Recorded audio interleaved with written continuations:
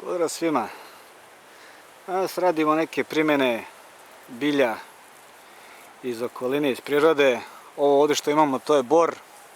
Može se identifikovati po ovim iglicama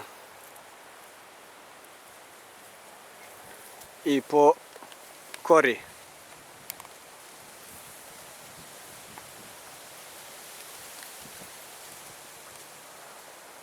Svi znamo da je bor koristan što se tiče ovih iglica jer su pune vitamina C. Gledali ste mnogi i Bear Grylls i Ray Mearsa i ostale kako prave čajeve.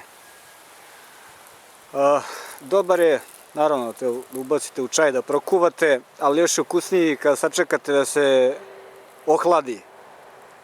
Pa možete imati tako taj vitaminski napitak od iglica bora. Možete napraviti i veću količinu, odnos 1:4 čini mi se, znači što se tiče iglica i vode.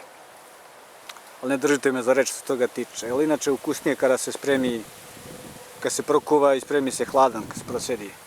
A što se tiče dalje bora, koristan je jer daje tu smolu od koje možemo praviti lepak. Znači kada se pomeša sa ugljenom, kada se izmrvi, tu temu ćemo isto obraditi. I također je dobar što daje luč, ili ti među Amerikancima poznato kao fat wood.